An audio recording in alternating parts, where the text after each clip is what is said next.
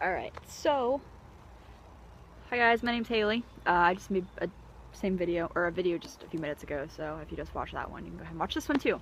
Now this topic is going to be about, we had two options. If we were transgender, we could either talk about how to stay positive when we're feeling dysphoric, or just how to stay positive in general when we're feeling down. And, I personally am not transgender, so I'm not, even though I can relate to a lot of that stuff, I'm not going to talk about that aspect. I'm just going to talk about what I do when I'm feeling down, which happens quite often. I have generalized anxiety disorder, so I am on medication for that, and that on its own, just taking any type of medication can really screw with your emotions. Or if you forget to take it, which I do a lot, anything like that can easily, I get really irritable, I forget to eat, I get tired, I just feel pretty lethargic. So, one, I take my medicine. So if you have to do anything like that, make sure that you stay on a routine. That's kind of like the most important thing, and as I say this to you, I know I have to be better about that too.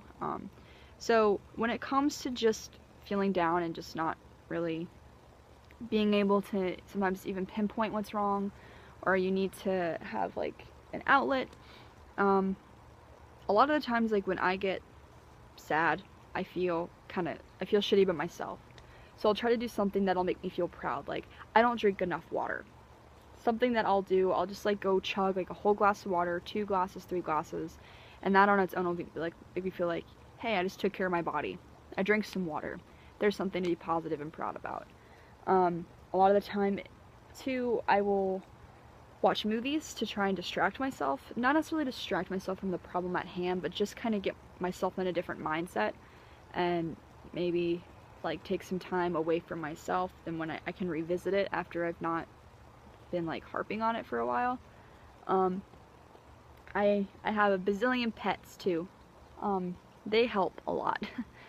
If anybody has any pets, you know that snuggling with your pet or taking them for a walk or playing catch with them or something like that just automatically makes you feel a lot better. Speaking of, there's this one right here. Elsa! Elsa, come here, baby! Come here! Bless you! Come here! Come here! Come here! Come here! This little girl right here makes me feel better all the time. Huh. Thank you for the kisses. So anybody who has a pet, just seeing that face makes me feel a lot better. So I'll spend time with my animals. I'll grab a cat and snuggle with them, or I'll go give Elsa belly rubs or something like that. Like, even that on its own, just seeing another creature be really happy for no apparent reason in the world other than that you're giving them love is something that can easily get me up out of the dumps. What are some other things? I also suffer with I've been a self-harmer since I was probably about 14 years old, so it's very easy for me to get into a blinder kind of view of things and be like, I'm not going to feel better until I do this awful thing. So I really have to try to get myself out of a funk, because like, for me with that stuff, it's almost like you have an itch and you can't scratch it, and because you can't scratch it, it itches more, and that's all you can think about. And so like, if I have the urge to do that and I can't, it's all I'm going to think about. Even if I don't really want to do it or have the desire to do it anymore, or the reason behind wanting to do it is gone, I'll still want to do it just because it entered my head. So I struggle a lot with that. Basically, like, you just gotta tell yourself that what you're feeling is momentary, and it's not gonna last for forever, and that you're in control of everything that happens to you. Or, you're not in control of everything that happens to you, but you're in control of how you handle everything. You're allowed to be sad, you're allowed to cry. Sometimes if what is gonna make you feel better is to cry for an hour, then cry about it. Because once you do, you get it all out, you're gonna be like, okay, you can gather yourself and then you can move forward. But sometimes people think that crying or feeling about things is like the worst possible thing you can do, and it's not. And I was one of those people for a while too, and it took somebody to tell me that my feelings are valid and that like it's okay to cry and it's okay to be sad and upset. And I don't have to hide these things. And I'll tell you what, since doing that, I've been able to move forward with my feelings and get to a better place mentally when I am feeling sad. So just take care of yourself. If you have responsibilities, there's a fly and a bee again. If you have responsibilities, if you have a schedule, you have things that you gotta do, make sure that you keep doing them. Make sure that everything, like I said, if you have a pet or something like that, make sure that they come first too, that they have needs.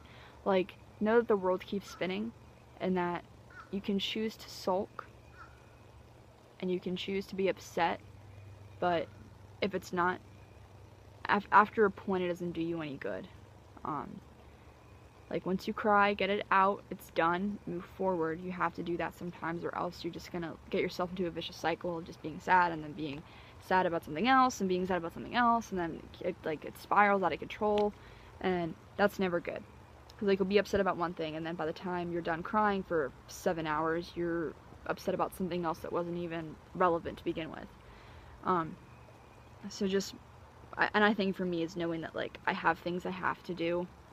I have jobs, I have school, I have a relationship, I have pets, I have to eat, I have to do things, and just knowing that in the back of my head kind of keeps me going, and trying to, like, get myself to think about different things, or get out of the house if I'm feeling down or anything like that. So yeah, like, whether it be drinking a bunch of glasses of water, going outside for a walk, calling your grandma, talk to her about stuff, like, and anything just to get your mind out of feeling like shit for a little while. It is okay. But it's also okay to be upset and let yourself be upset. Just, you have to know when it's time to stop being upset and try and pull yourself together and fix it. Not the best advice giver about this kind of stuff, because I suffer from it a lot too, but hopefully just kind of, ooh, there's a spider on me.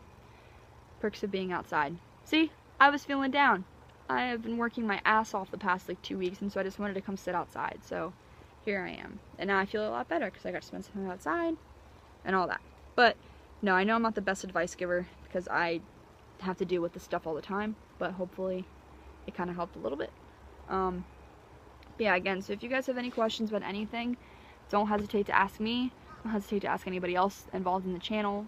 We have the Tumblr, genderrulesardead.tumblr.com. You can ask us anything on there. You can ask us anything on the YouTube channel, on our personal Tumblrs, anything like that. We are always available. I know we've been a little bit busy lately. Just everybody's got busy lives. We're all young adults, working, school, stuff like that. So just be patient with us if we don't put up a video for a little while, alright guys? So I hope you guys have a good rest of the week. Have a good weekend. Give us topics if you have anything you want us to talk about, or even just a simple question. We'll do our best to answer it. Alright, you guys have a good day, okay? See ya.